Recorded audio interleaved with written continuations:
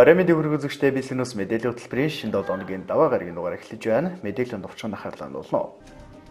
Аймгийн засаг дарга цэнцүрэн сэтгүүлчдийн сонирхсан асуултад хариулт өглөө. Шинэ жилийн баярын өдрүүдэд Яралтай тэргуун төслийн тасаг ачаал ливт ажиллажээ. Хүчит жонгор хүүхдийн барилдаа 1 сарын 13-нд нь баяр ёслолын үеэр цагдаагийн газар дуудлах харьцангуй багарчээ. Автотээврийн төвөөс сулгаан тээврийн хэрэгсээр зорчихгүй байхыг анхаарууллаа.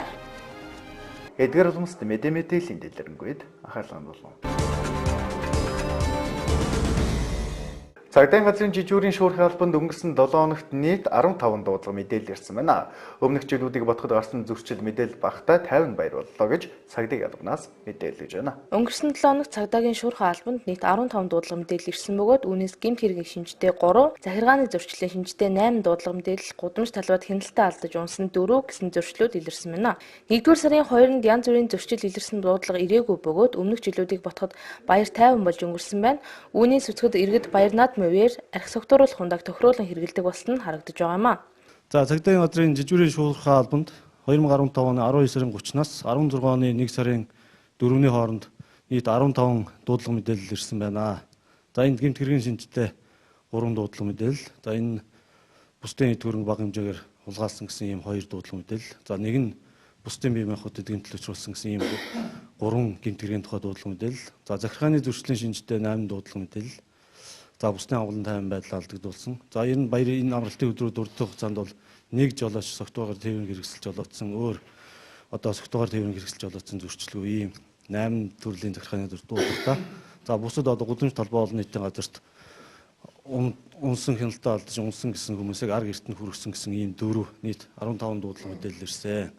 За тэгээд аймгийн хэмжээнд бол онц ноцтой гэмт хэргийн дуудлага мэдээлэлгүй урд жилүүдийнхийг бодоход харьцангуйгаар баяр шинэ жилийн баяр бол 50 болж өнгөрлөө. За тухайлбал 1 сарын 2-нд гэхэд бол цагдаагийн газрын жижүүрийн шуурхай албанд бол гэмт хэрэг зөрчлийн тухай дуудлага мэдээлэлгүй хонсон гэх мэт манай иргэд бол баяр ёслолыг бас зүй зохистой архи согтууруулгундаг зүй зохистой хэрэглэж тэмдэглэсэн эдгээр статистик мэдээнээс харагдаж байна. Баярын өдрүүдэд согтуугаар тээврийн хэрэгсэл жолоодсон, замын хөдөлгөөний дүрм зөрчсөн хэрэг зөрчил өмнөх онуудыг бодоход харьцангуй бага байсан. 1-р сарын 1-ээс онд гарснаар бол зам тээврийн осол хэрэг мөн бүртгэгдсэн бөгөөд үүнд бол замын хашлага байгууламж мөргөж сүйтгээд зүхтаасан хэрэг гарсан. Мөн зөрчил гаргасан дүрм зөрчсөн жолооч нарт бэлэн мөнгөний машинаар торгуул ногдуулж эхэлсэн бөгөөд энэ үед бол жолооч нар хариуцлага хүлээхгүй зүхтах, худлаа ярих гэх мэт зөрчлүүд илэрч байгаамаа. 15 оны 1 сарын 1-ний шөнийн 0 цагаас хойш зам тээврийн дуслах хэрэг бас бүртгэлээ. Ер нь замын хашлага байгууламж мөргөж зам тээврийн услал гаргах чадвар жолооч зүхтсэн асуудал гарсан. Энэ тал дээр манай иргэд харсан үтсэн хүн байгаа. Гэтэл хэлж өгөхгүй бас цаг хугацаа алдаж бас нэлээд явууллаа. Бид нэр тэр иргэдэд бас энэ тодорхой хэмжээний хуулийн дагуу арга хэмжээ бас тооцож байгаа. За мөн тэр шөнө явж маргааш нь жолоочийг илэрүүлж энэ шалгаж байна. Иймд жолооч нар бас зам тээврийн ус хэрэг гарсан үед цагдаагийн байгууллагад мэдгдэх үүрэгтэй байгаа. За харсан иргэд ч гэсэн бас цагдаагийн байгууллагад мэдгдэх бас үүрэг тийм хууль хэрэгжиж байгаа учраас жолооч нар болон иргэд маань тэр зам тээврийн ус хэрэг харсан үтсэн хүн байвал шууд цагдаагийн байгууллагад мэдгдэх ёстой. Бас цааш нь хөндрөл учруулмааргүй байна. Харсан үтсэн хүн байвал тодорхой хэлж мэдгдээд бид нэр тэнд цааш хуулийн дагуу арга хэмжээ авахд бэлэн байна. За мэн манай энэ шинэ хууль гараад тооны ийм бэлэн бүс ийм машин ирсэн байгаа. Энэний дагуу жолооч нар зөрчилтэй явж байгаа жолоочийг зогсоогоод арга хэмжээ ийм зөрчилтэй байна гэдэг арга хэмжээ авах гэхэд урдаас эсэргүүцэн. За мэн таны энэ зөрчил яг энэ арга хэмжээ энэ мөнгөний машинаар уншуулад арга хэмжээг авахд урдаас тэр цаасыг шийдэх бас би хууль зөрчөөг урдаас чиглэлдэх ийм асуудал гарч байна. Энэ дээр жолооч нар бас яг хуулийн дагуу арга хэмжээнд тооцогдож байгаа бол би ямар дүрм зөрчсөн төгөө мэдэх хэрэгтэй.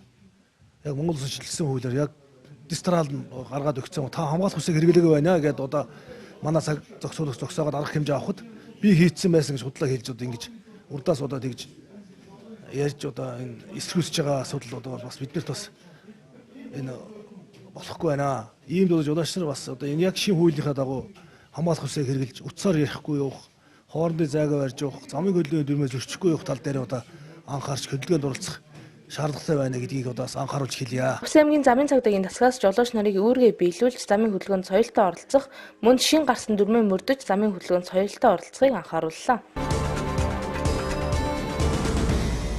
Дараагийн мэдээлэл өргөж байна. Оюутны амралт эхлэж байгаатай холбогдуулан зорчигч тээвэрлэлт нэмэгдэж байгаа энэ үед хулгайн тээвэрлэлт буюу хуулиар зорцогч тээвэрлэх явдал ихсдэг. Тиймээс зорчигчдод байршил тогтоох тоног төхөөрөмжлөл хурлуулсан аюулгүй байдал зорчигч тээвэрлэх дүрм журам бүрэн хангасан тээврийн хэрэгслээр зорчхыг Увс аймгийн автотээврийн төвөөс анхаарууллаа. Өнөөдрийн байдлаар Увс аймагт ач буян болон төмөнд нийлдэг хязгаарынхан гэсэн 2 компани нийт 20 гаруй автобус үйл ажиллагаа явуулдаг. 2015 онд Увс аймгийн автотээврийн төв тээврийн хэрэгслийн техникийн үзлэг онцлогоо, хот хоорондын зорчигч тээвэр, орон нутгийн зорчигч тээвэр, тээврийн хэрэгслийн дугааруулгалт гэх мэтчлэн нийтдээ 40 гаруй мянган хүнд үйлчлэгээ үзүүлсэн байна. Увс аймгийн автотээврийн төв тээврийн хэрэгслийн техникийн хяналт үзлэг онцлогоо, хот хоорондын зорчигч тээвэр, орон нутгийн зорчигч тээвэр, за тээврийн хэрэгслийн дугааруулгалт нийтдээ 40 гаруй мянган хүнд үйлчилсэн байна. За мань Увс аймгийн автотээврийн төвийн хот хоорондын болон орон нутгийн зорчигч тээврийг зохицуулан зохион байгуулах өргөдлийн байгууллага. За өнөөдрийн байдлаар Увс аймагт ач үеийн зориулах компани болон төмөнд нээлттэй компани нийт 20 гаруй автобус ус нутгийн ард иргэд үйлчилж байна. Энэ оюутан тээвэртэй холбоотойгоор зорчигч тээврийн урсгал нэмэгдэж байгаатай холбоотойгоор хулгайн тээвэр буюу хууль бус зорчигч тээвэр нэмэгдэж байгаа. Ингээд байршил тогтоох тоног төхөөрөмж суурилуулсан стандарт норм дүрм журам зорчигч тээвэрлэх дүрм журам хангасан юм тээврийн хэрэгслээр ард иргэд маань үйлчлүүлээрээ. Ингээд нөгөө хот хоорондын зорчигч тээврийн 63 мянган төгрөг энэ маань 2008 онд тухайн үед бензин шатахын үн 1200 байх тогтсон жишг нь байгаа. Олгосон энэ хаш буураг байгаа. Яг тэгэхээр тухайн 2 компани маань жишээ нэг хүнтэйж байсан хот хоорондын гараапийнхаа дагуу нэг хүнтэйж байсан хот хоорондын үйлчлэг үзүүлж байгаа. Ийм учраас энэ уурах боломжгүй байгаа нэгдүгээр. Хоёрдугаарт нь ялангуяа оюутан болон төрийн албан хаагчид манай байгууллагаар үйлчлүүлэхгүй бол хулгайн тээвэр буюу буцаад нөгөө төрөөс олгогддог билетний үн маань буцаад олгогддог юм аа. Ийм учраас хулгайн тээвэр үйлчлэхгүй манай байгууллагаар үйлчлүүлээсэй гэж уриалмаар байна. За өнөөдрийн байдлаар бид нар судалгаа гаргасан байгаа нийтдээ 40 гаруй тээврийн хэрэгсэл буюу микро фургон хот хоорондын зорчигч тээвэр хулгайн тээвэр эрхэлж байгаа. Бид нар бас замын цагдаагийн тасгтай хамтраад завхан дайрын өнгөрч байгаа постууд болгон дээр хяналт шалгалт хийж байгаа. Зорчигчид болон оюутнуудаа тээврийн хэрэгслийн бүрэн бүтэн байдал аюулгүй байдлыг бүрэн хангасан тээврийн хэрэгслээр зорчихыг Увс аймгийн автотээврийн төвөөс анхааруулж байна. Ингэснээр оюутан автотээврийн хэрэгслийнхээ зардлыг 100% буцаа авах боломжтой бөгөөд аян замдаа тав тухтай зорчих боломж бүрдэж байгаамаа. Дараагийн мэдээ хүргэж байна. MBC телевизээс уламжлал болгон зохион байгуулдаг хүчиж огор хүүхдийн үндэсний бүхний барилдаан энэ сарын 13-ны өдөр Шинбагийн төвдөр болно. Энэ удаагийн барилдаанд Тэс сүмийн харьяат Монгол Улсын хүчит заан Дамирангийн Бум баярын нэрмжит болж байгаагаараа онцлог болж байгаамаа. Манай телевизээс сар бүр уламж долгон цахин явуулдаг хүчит чонгор хүүхдийн барилдаан 9 сарын 13-ны 10 цагаас Шинбагийн төвд болохоор. Барилдаанд 4-5 насны хүүхдүүд оролцох боломжтой юм. Барилдааны бүртгэл явагдаж байгаа бөгөөд эцэгчүүд хүүхдээ бүртгүүлэхээр хэрэгтэй. Хүүхдийнхээ төрсний гэрчлэгийг нь авчирч бүртгүүлэх ёстой мөн. Сар бүрийн барилдаанаа Увс нутгаас төрсэн хүчит бөхчүүдийн нэрмжит долгон цахин байгуулдаг. Энэ удаагийн барилдаанд Тэс сүмийн харьяат Монгол Улсын хүчит заан Дамирангийн Бум баярын нэрмжит долгон цахин байгуулгаар олжээ. Хүүхдийн тоо хязгаартай гэдгийг нийт эцэгчүүдэд анхааруулж байна. За энэ удаагийн барилдааны Увс аймгийн Тэс сүмийн харьяат шүүгэн шийдвэр гүйцэтгэх хэрэнхий газрын сүлдвийн тэмрийн спорт орооны дарга ардын төрийн ойн их баяр наадамда 6 удаа шүүгэрсэн алдартан бүхийн дэвжээг үүсгэн байгуулагч Оросын холбооны улсын Туваа улсын гавьяа тамирчин Монгол улсын заан Дамирангийн Бум баяр зааны нэрмжит болгон зохион байгуулах гэж байна. Бум баяр заан бол 13-ны өглөө онгоцоор ирж байгаа. 10 цагаас бол барилдаан маань эхлэх учраас хүүхдүүд яаралтай амжиж бүртгүүлээрэ. За барилдаан дээр бол Бум баяр заан өөрийнхөө одоо нэрмжит шагналыг гардуулж хүүхдүүдэд баяр хүргэнэ. За 90 хүүхдүүдийн барилдаан бол 90 Увс аймгаас төрж гарсан аймаг цэрэг сумын цолтой ахмад бөхчүүд, дунд үеийн бөхчүүд, одоо үеийн бөхчүүдийн нэрмжит болгон цаашид бол уламжил болгон зохион байгуулагдаж явагдана. Хүүхдээс бол ямар нэгэн төлбөр хураамжуул авахгүй. За энэ барилдааныг санаачлан зохион байгуулж байгаа хүмүүсийн арга гэр одоо энэ хөө барилдааны бай шагналыг одоо дааж одоо ингэж явуулах юм аа. За энэ хүү барилдааны зорилго бол Увсын цэнхэр хязгаарын бөгчүүдийн домог төвөгтэй бөгчүүдийг энэ залгамж халааг бэлтгэх хар бага наснаас нь одоо Монгол үндэсний бүхэд дур сонирхолтой болох түүгээр хичээллэх. За Увсын цэнхэр хязгаараас төрсэн домог төвөгтэй бөгчүүдийг алдаршуулах зорилготой ийм барилдаа юм аа. Тэгэхээр барилдаандаа та бүхэн идэвхтэй оролцохыг уриалж байна. Үндэсний бүхэн ёсчуудаг өвлөмжлөлийг хойч үедээ түгээн дэлгэрүүлэх зорилготой хүчин шонгор хүүхдийн барилдаандаа хүүхдүүдэд өргөнөөр оролцуулахыг эцэгчүүдэд уриалж байна.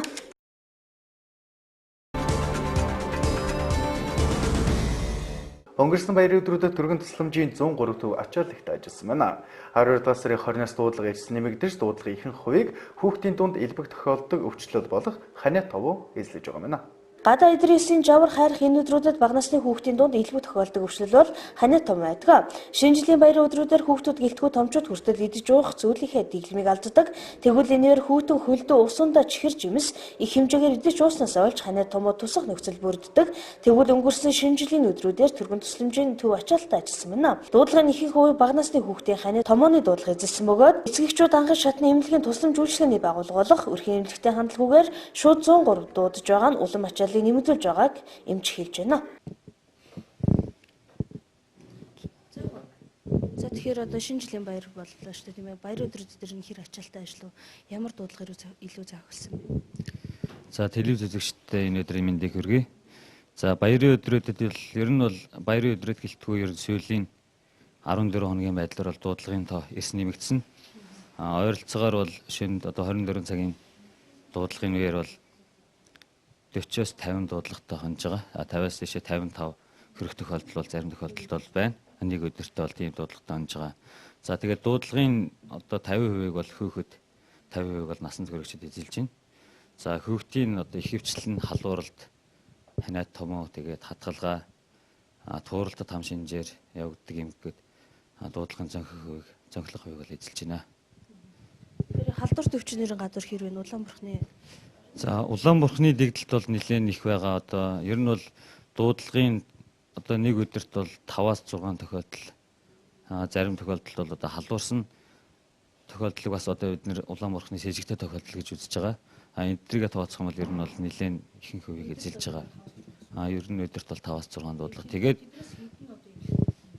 тэднээс ер нь бол эмнэлэгт хэвтэн эмчилүүлэх юуг нь бол бид нөгөө Улаанбурхны хүнд хөнгөний зэрэгээс шалтгаалж явж байгаа л да. Тэгээд хэрвээ насанд хүрсэн хүмүүсийн одоо тэр тууралтад хам шинжээр явж байгаа юм гин хөнгөн дунд зэрэг үетэй байх юм бол бид нэр гэрээр эмчилгээг зөвлөд явж байгаа. Хэрвээ хүнд байх юм бол бид нэр тээвэрлж ирээд одоо халдвартын тасагтай хэвтэн эмчилж байгаа. Тэгэхээр ийс эхэлж хөдөрсөнтэй холбоотойгоос гадуур ханиа томоод ирсэн юм хэтлээ шүү дээ тийм ээ. Иргэдтэй юу гэж зөвлөмөр? Ер нь бол халууралт ханиад томоо тэгээд халууралт бол ер нь маш их үеийг эзэлж байна. Халдварт бол 30-аас 40 градус хүрч халуурч байгаа. За тийм болохоор ингээд дуудлагаар яваад очиход одоо танад одоо халуун бууруулах ямар нэгэн юм байна уу гэхэд бол байхгүй л байгаа байхгүй. Тийм болохоор бас нэг хүмүүс одоо өөрсдийнхээ эрүүл мэндэд бас нэг 500 төгрөгийн нэг парацетамолыг бол аваа хадгалчихд бол илэрдэггүй л байхгүй. Тийм учраас бас халуун бууруулах анхны арга хэмжээ парацетамолыг гэхдээ яг бас одоо тэр эмчийн зөвлөснөөр өгөх хэрэгтэй. Тэгэхгүйгээр бас одоо нэг өөртөө дур мэднэ халуун буурах гэнгээл нэг цагийн зайтай бүхэл тунгаар хүүхдэд өгдөг ч юм уу иймэрхүү бол одоо парацетамолыг хордог болох бас аюултай.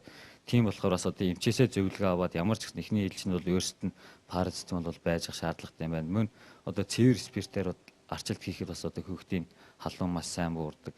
Дээрээс нь шингэн юм сайн уулгах хэрэгтэй. Ер нь аль болох шингэн юм сайн уулгаж авах хэрэгтэй. За тэгээд мөн нөгөө ханиад томооны үе эхэлж байгаа одоо байгаа учраас одоо хүүхдэд дулаалах, гэр орноо дулаан байлгах, илчлэг чанар сайтай хоол унд хэрэглэх, шингэн юм сайн идж явах гэд маш олон зөвлөгөөрүүд байгаа л да. Тэгээд эднэрийг бас одоо сайн дагаж мөрдөх хэрэгтэй.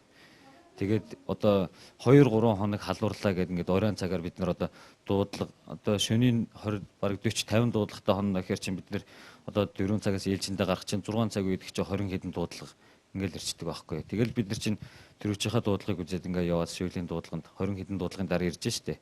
Тэгэд ингээ яваад ирахад одоо дуудлага одоо удаж ийнэ барьж ийнэ гэдэг ийм тохиолдлууд бол гардаг байхгүй. Тийм болохоор аль болох одоо өдрийн цагаар хэрвээ халуурч ирсэн бол 2-1 хоног халуурсан бол өдрийн цагаар өрхийнхээ эмчэд хандаж үзүүлж байгаач.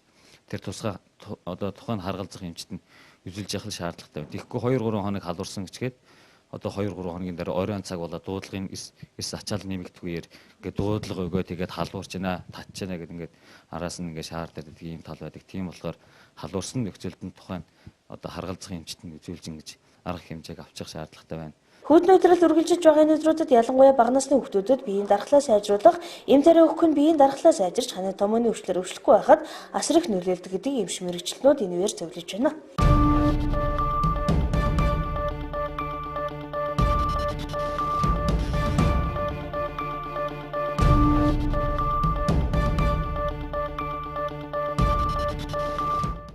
Мэдээлж байна. Аймгийн засаг даргын Цэнт сүрэн хэвлэл мэдээллийн байгууллагын сэтгүүлчдэд уулзаж 2015 онд хийж хэрэгжүүлсэн ажил болон 2016 онд хийгдэх ажлын төлөвлөгөөгөө танилцуулж сэтгүүлчдийн сонирхсан асуултанд хариулт өглөө. Бид энэ хүрэээг тодруулах булангаараа хүргэж байна. Аймгийн засаг дарга Цэнт сүрэн өнөөдөр телевиз саяны сэтгүүлчтэй уулзаж сонирхсан асуултанд хариулт өглөө. Шинэ оноо гараад 7 ч хоноогүй байна. Шинэ онтой золгосных засаг дарга 2015 онд аймгийн хэмжээнд хийгдсэн томоохон бүтээн байгуулалт ажлууд болоод энэ онд улсын төсөв гадны хөрөнгө оруулалтаар хийгдэх ажлаа тайлбарлалаа. 2016 он бол сонгуулийн жил аймгийн засаг даргын бүрэн эрхийн хугацаа дуусгаад хагас жил хүрэхгүй хугацаа үлдлээ. Аймгийн засаг дарга ажлаа шахаж 6 сар хүртэл мөрийн хөтөлбөрт энэ онд тусгацсан ажлуудаа 80% хүртэл гүйцэтгэх төлөвлөгөөтэй ажиллаж байгаа энэ үеэр хэлж байна. За энийг ухтсан үйлчлэлийн бэлтгэл ажлыг хангах арга хэмжээ бол бас авсан байж байгаа. Ялангуяа дулаантай холбоотой, орон байрны дулаантай холбоотой, иргэдийн үйлчлэлийн бэлтгэл ажлтай холбоотой ажлыг бол маш сайн хангуулсан. Өвсдөжлийн хувьд жилд бэлддэг төвшингээс 3 дахин ихийг бэлдсэн байж. 3 дахин ихийг. Тэглээгээд энэ 2.7 сая малыг бүгдийг тижээж барахгүй. Зүгээр малчтыг 6 сарын 1-ээс эхлээ. Би өөр 5 сарын 28-ны өдрөөс эхлээд бүгдсэн. Малын нам руу хайж болох юм бүгдийг та нар хаяа бэлдээ. Хатуу болно шүү, хэцүү болно. Дээр нь 2.1 сая толгой мал багтдаг юм бэлчээр дээр 3.5 сая хүрчлээ. Бэлчээрийн даацвал хэтэрлээ. Гэсэн манай элчид, малчид бол маш сайн хүлээж авсан. Би статистикийн тоо харсан. 700 гаруй мянган толгой малыг худалдаж, борлуулсан, шилжүүлсэн, хүнсэнд хэрэглэсэн. Зах зээлд худалдсан энэ ажлыг хийсэн бэл. 700 гаруй мянган толгой мал. Одоо ч гэсэн нэмээ бэлдвэл бид нар бэлтгэхэд бэлэн байна гэж. Ингээд ямар ч эхний ээлжид бэлтгэх, худалдан борлуулах ажлуудыг нэлээд сайн зохион байгууллаа. Сайн одоо өгүүллээ. Одоо байгаа мал онд оруулах асуудал. Аймгийн улсын онцгой комиссийн шийдвэр гараад өвсөг бол үнэгүй болгосон. Тэжээлэг 50% хямдруулсан. Сая онцгой комиссийн групп ажиллаад манай аймагт Кяргас суманд нэг автомашин өгөхөр болоод дээр нь 200 сая төгрөгийг үйлчлэлтэнд зориулж өгч байгаа. 350 орчим тонн тэжээлэг нэмж байршууллаа. Тэрнийг одоо бас хямдруулах асуудлыг бид нэр онцгой комисс тавьж эхэлж байгаа. За улсын нөөц өвдийн бүх мөр нь өмнөгөө улаан ондөр баруун туран гэсэн газруудаар бол нөөцүүд байгаа. За аймаг мөн хангалттай хэмжээний биш ч гэсэн одоо хүндэрсэн үед бол гаргаад өгөх бол өвстэй жилийн нөөцөө бүрдүүлсэн байж байгаа. Өнгөрсөн 5 дахь өдөр 31-нд бид нар хуралдаад өвсийг үнэгүй болгосон. Нөөцөнд байгаа тэжээлэг бол 50% хямдруулж байгаа. Дээр нь сумуудаар байршуулбал урд нь худалдан борлуулсан байсан. Одоо нэгтгэж байгаа тэр бүх өвс тэжээлийг одоо өөрийн хүчинг болгосон. Одоо хүндэрсэн үед малчтаас юм нэхэд яах вэ? Сумуудын орон нутгийн хөгжлийн сан дээр энэ үйлчлэлтийн бэлтгэлт үйлчлэлтэй холбоотойгоор өвс тэжээлийн нөөц бэлтгэх хөрөнгөний их усрыг тавиараа гэдэг чиглэлийг бол аймагаас удаадараа өглөө. Одоо сум болгон дээр 15-аас 20 сая төгрөг орон нутгийн хөгжлийн сан дээр байршуулсан байж байгаа. Энэ 1-р сард багтааж энэ мөнгөөр өвс тэжээл худалдаж авах ажлыг зохион байгуулна. Цаг гайгүй байвал 50% хямдралт өгнө. Цаг өндөрөх юм бол үнэгүй өгдөг. Ийм сандаг бол сумд тогтож байгаа. За улсын онцгой комиссийн мөнгнөөс гадна саяны ярьдаг 200 саяас гадна дахиад аймаг нөөцөөс мөнгө гарах бодлого барьж байгаа. ингээд дахин 2 дахь шатанд бид нар дахиад тижэл бэлтгэв. Ингээ ер нь бол аль болох одоо ийм хүнд үед ганц авчирдаг эдийн засаг хэдэн дүүрэг гаргаад малчтаа нэг дэмжлэг үзүүлээд энэ өвлийг л даваа гарчих ийм ажил төлөвлөж байна. Харин нэг зүйлийг хэлэхэд 1-р сарын 20 хүртэл бол нэг ширхэгч өвс, нэг ширхэгт тижэлэг өгөхгүй. Малчид бас хөлөөс үүрэгтэй байх хэвээр, өвчлөлтийн бэлтгэл ажил хангах хэвээр. Зарим сумууд надад 12 сард өвсдөж өгч өгөхгүй үдээс. Халуун намраар өвсдөж өгдөг тийм аймаг гэж үгээс. 5 сараас хойш өглөөд байхад яхаараа бэлтгэл ажил хангадаг. Тэр сум малчид ч хөлөөс үүрэгтэй юм байх үстэй. Энэ болохоор л аймаг руу бүхмэд ханддаг. Болохоо байлаа гэдэг. Өөрсдөө хадлан тажиалаа бэлтгэх үүрэгтэй байх үстэй. Иймээс бол 1 сарын 20 хүртэл бол нэг ширх боодол өвсийг нэг удаж тээжээд өгөхгүй. 20-оос бол 2 шаттай гаргана. 20-оос бол 1-р усын нөөц, аймгийн нөөцөөс гаргана. Дахиад 3 сарын нэхээр дахин нэг нөөц гаргана. Дээр нь Азийн хөгжлийн банк гэдэг ус нөгөө олон улсын байгууллагуудад бид хандсан байж байгаа. Энийг бол одоо 3 сарын төгсгөл хавар 22-ээр бол хавар хүндэрсэн үед нь гаргая гэсэн гэж байна. Тэгэхээр 1 сарын 20-наас нэг гаргана, 3 сарын ихээр нэг гаргана, 3 сарын төгсгөл гэдэг 3 үе шаттай өвсдөжлийг малчд бүх асуудал байна. Зах зээлийг хуульчилдаг тэр байхгүй шүү дээ. Бодлогын хувьд бид нэр хийчихлээ. Бодлогын хувьд. Тэргүй эрэлт нийлүүлэлт ингээд нөгөө үйл ажиллагааны зардал багасаар эхлэхээр бараа өгтгөх түүний тодорхой төвшөнд буурал авах байх. Энийг та нар бараагаа ингэж буулгах гэдэг бол боломжгүй.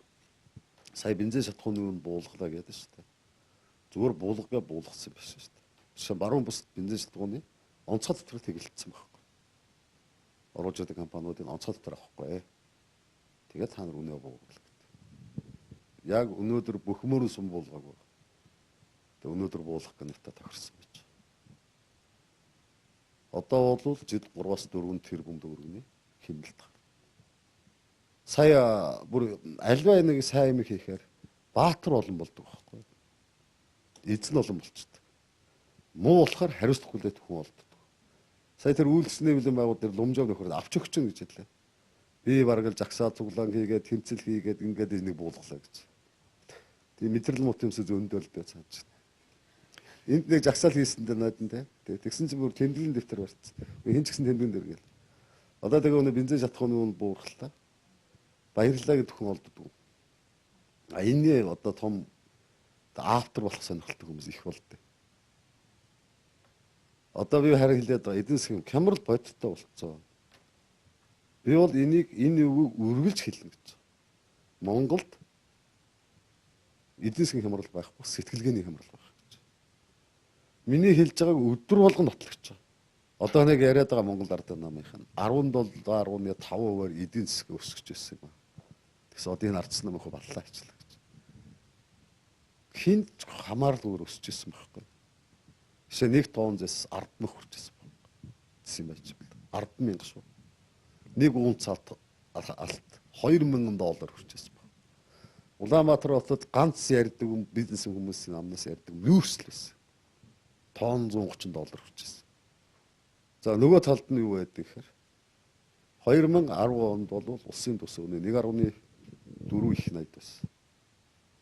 Жил болгон нэмсээр байгаад одоо энэ жил нодон жилийн $3 их найдаар батлагдсан. Хэд их нэмэгдсэн. Эдийн засаг уруудж яддаг бид нар төсөөхөө зарлагыг нэмэгдүүлж яддаг. За одоо та нараас нэг асуулт асууя. 2012 оноос хойш тэтгэврийн буурсан уу? Буураагүй байхгүй. Нэмэгдсэн. Цалин буурсан уу? Буураагүй. Нэмэгдсэн. Тэр гол нэрийн бараад өгтөх бензин үү нэмэгдсэн үү? Нэмэгдээгүй. Хасагдсан. Хямрал байх үндэс байна. Хаана хин хямраад байгаа.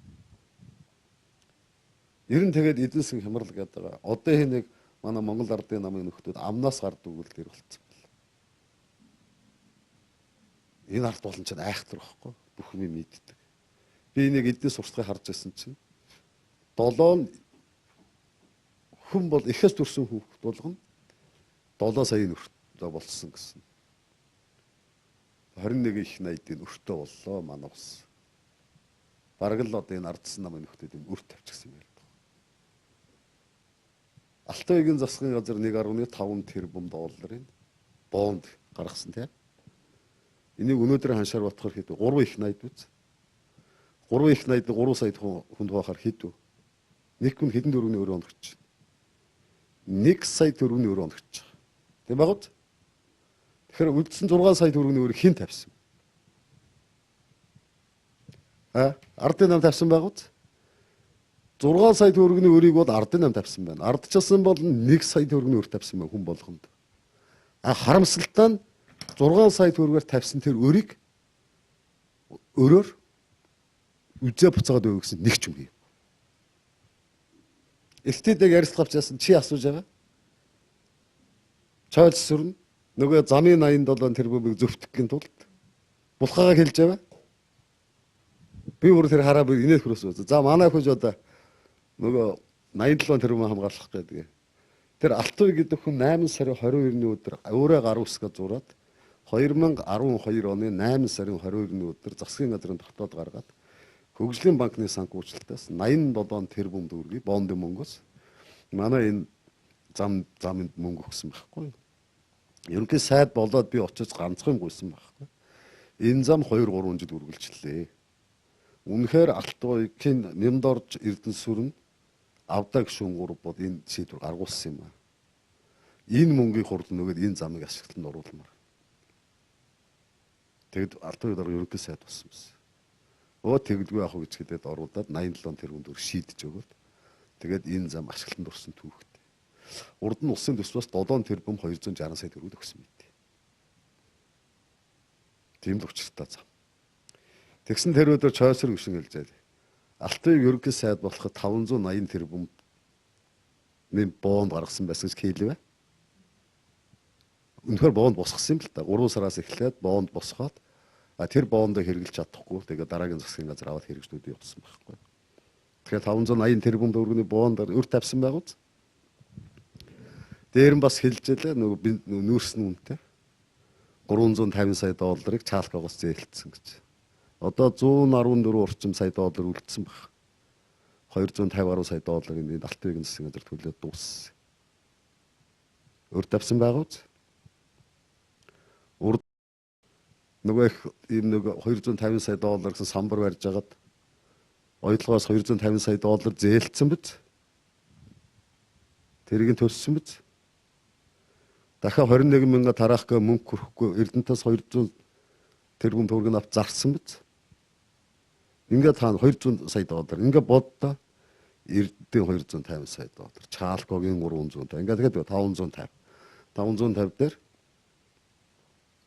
юуны оюу толгойн 250 800 сая доллар. 800 сая долларыг өнөөдөр ханшаар батхар хэд вэ? 1.6 их найд. Дахиад дээр нь чойл сүрэн гişүн гэдэг нэг хэлвэ. 580 тэрбум гэдэг ингээд. Ингээд хэд вэ? 2 их найд 180 сая төгрөгийн өрийг нөхдөө тавьсан байгууз. Ойрхоо 1-2 жил хугацаанд. Тэр мөнгөөр юу хийсэн? 21 мянган улс тараасан. Юу ч үлдээгүй бидэрт. Энэний лайк харин Алтуйг ухаалаг хүн учраас эдийн засаг хүндэрсэн эдийн засаг хүлээж авч байгаа учраас үнэхээр зоримог арга хэмжээ аваад 1.5 тэрбум долларын бонд босгох чадсанараа эдийн засгийн хямралыг 2 дахин хойшлуулж 2 жилээр хойшлуулж чадсан. Хожим нь Алтуйг ухаалаг хүмүүс ингээд энэ зөв ойлгоод улс төр эрүүл болоод ихтгэхээр энэ хүнд үед ямар бодтой арга хэмжээ авах юм бол Алтуйг бол алтан гүш уусгах. Чадсан шүү. Тэр мөнгө яасан. 6 аймгийн хар замаар холбосон. Сая тэр бензин шатхан үн тогтворжуулах ажлуудыг хийсэн. Дахиад том цахилгаан станцуудаа барьсан. Жишээ манай аймагт эндээс 100 гаруй тэрбум төгрөг авсан шүү дээ. 87 тэрбумын уртлын зам дараа авсан. Одоо энэ Улаан омын гудам төсөл дээр чинь нэг 18-9 тэрбум авч байгаа. 18-9 тэрбум. Элтэд нэг юм яриад байгаа 2 тэрбум 27 тэрбум болгосон гэдэг. Улсын хурлын гишүүн байхгүй. Манай ард түмнээ сонгогдсон. манай ард түмний эрх ашиг хамгаалж авах хэрэгтэй тийм төрийн бодлого боловсруулах. Хууль тогтоогоос гадна ийм бүс нутгаас өгсөн би та нарт ийм хийнэ. Тийм юм хийнэ сонгогдоо биз. Тэр хүн манай ард түмний эрх ашиг хамгаалах хэрэгтэй. Тэгтэл энэ аймагт хийгдсэн ажлыг хасуулах гэж үтсэн шүү дээ. Тэр их хурлын бичлэг байгаа. Тэрний ажил соёл сэрүүн шинж эрх хүн шүү. Тэр 7.4 тэрбумыг бол одоо хасуулахгүй далд нь ямар ч байсан зогсож чадсан. Нэрмдурж гişүүн, Дэмбэрэл гişүүн, Баян-Уйлгийн аймгийн Бакай гişүүн, Бямбцогт гişүүн гэдэг энэ манай Баруун аймгийн нөхдөөч бүгдээрээ нэгэн тод увсад тавигдсан юм дэмжээд өгөө. Тэр эвслийг гişүүд бас дэмжсэн. Тэгээ ястай явсаар байгаад 35 30-аар ялсан. 35-аар энийг тотглоос хасахгүйгээд 30 хаснаа гэж одоо Гүрлбаатар эдгээр орж чад. Тэр дундаа дээр хаян хэрвэн хасуулна гэж болон Содбаатар гэж хасуул гэж болох байхгүй юу? Ганцхан Гүрлбаатар гişүүн энэ дээр бар хасчаач би гуйж гин гэж. Тэр нь 10.4 тэрбум төгрөг байхгүй юу? 10.4 тэрбум бодоо нэг өршлөн хэлэхэд увсын 7.4 тэрбум байхгүй юу? Гудамжийн 1.5 тэрбум нь Көвсгөл аймгийн мөнгө. 500 сая нь Төв аймгийн мөнгө. 1 тэрбум нь дархны мөнгө байхгүй юу? Тэгээ одоо тэр ажлын хэсэгт ажилласан Сононбэл гişүүн, Чойл сүрэн гişүүн, Даваа сүрэн гişүүн, Наранхүү гişүүн, Гай гişүүн даваас борж хуваараа гуйгаад бүр аймгийнхаа өмнөөс орж гуйгаад бүх их хурлын гişүүдтэй бүгдд нь мэс загтал бичээд Улаанбаатарт би энэ 20 хоног ястай нэг залуучны гэдэг амттан болсон да. Тэгээд арайж мөнгө авч гарсан. Тэрний 4.2 тэрбум манай аймгийн аж ахуйн нэгжүүд авсан. Одоо тэр жолооч нар баярлалаа 100% бид нар мөнгө авч чадлаа гэдэг. Тэгээ нийх гэгч манай аймгийн нийх чинь 500 саяг энэ Нуруу самбуучин баг 2.7 тэрбум авах хэрэгтэй. Тэгээд энэ цахилгаан дүүгээс авах хэрэгтэй. Энэ авах хэрэгтэй. Дээр нь тэр жолооч нарын цайд ингэж баг 3 тэрбум болсон баг. Тэгээд ярьсан чинь Хөгжлийн банкыг утсаасан. Чойлсрын гişүү шүү дээ манай гişүү. Гүрлбаатар. Энэ камгалан 3 шалгава. Дараа юу гэж мэдгдэл хийвэ? Ганцхан усын гудам төслийг ярьсан тэр. Зорилго нь тэр байхгүй юу? Хөгжлийн банкыг очиж шалгаад энийг ийм пакт гаргаж ирж байгаад энийг центрын зохион байгуулалтыг зарлчихж байгаа. Тэгвэ? Гудам төслийн тээн дээр би зарлдаггүй.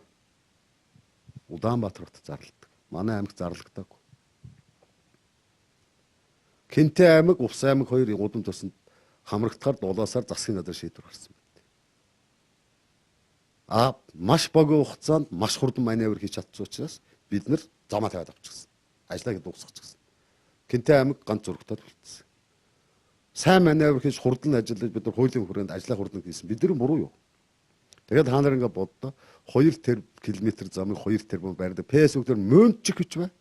Манай аймагт 2 км зам тавигддаг, хэд тавигдав. Та нар харж байгаа шүү дээ. Алтан бүгдийг харж байгаа. 2 км биш. Нийт урт нь наадах чинь 8.4 км байхгүй. 8.4. Энэ 7 метр шин 14 мол өргөн болгосон шүү дээ. Энэ чинь дахиад 2.2 нэмэгдэж байгаа. Ингээд 10.6 км болж байгаа. Зөвхөн замынхын урт өргөн. Дахиад дээр нь 4 уулзур 4 тойргийн нийт урт 2 км болж байгаа. Ингээд 12.6 км зам зөвхөн автсан тавьж байгаа. Дахиад дээр нь 14.5 км явган зам тавьж байгаа. Хоёр талаар мөгд явган замтай гоц. 2.1 км дуун зам тавьж байгаа. 8.2 км гэрэлтүүлэх гэж байгаа. Хоёр талын гэрэлтүүлэх зөвхөн нэг талын гэрэлтүүлэхэд 8.2 км. Дахиад дээр нь чинь энэ газар дуур гэж том ажил байгаа. Шо 3 гүүр байр. Энэ одоо энэ ач нуурын уулзуудаа 1 гүүр, 3 дугаар өмжлөө 1 гүүр, ундрагын өмнө 1 гүүр бариад. Тэгээ газар дуур энэ шугам сүлжээ, күштгэх, лутгах хийх одоо ямар том ажил бүтээн байгуулалт өрнөж.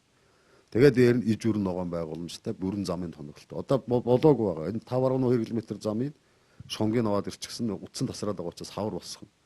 Дахиад 2 уулзуур 2 галц дээр ингээд 4 гэрлэн тохионууд хий. Ингээд энэ замын ажлууд иж бүрэнээр дуусна. Би харин гэхэд гүйцэтгэл нь тэр тэдний яриад байгаа 18 тэрбум биш. 27 тэрбум биш. Үсрээд 18 тэрбум гарна. Лав эхний ажлынхан дээр эхний нэг хэлэн болоод 10.12 чинь гүйцэтгэл нь 8.8 орчим гарч ирэх сургал. Хуучин бол 10.2 тэрбум төгрөгийн тендер авлаа мөнгө дутуу үнэн болж ажиллаа гэж мөнгө авдаг байсан байхгүй. Одоо чи нэг үрцэн шалгаж байгаа шүү дээ. Чиний ногоон байгууламж ургаагүй байна. Энэ мөнгө өгөхгүй. Чи гэрдэн дохио хийгээгүй байна. Энэ мөнгө өгөхгүй. Чиний ажил чинь дутуу байна. Энийг өгөхгүй.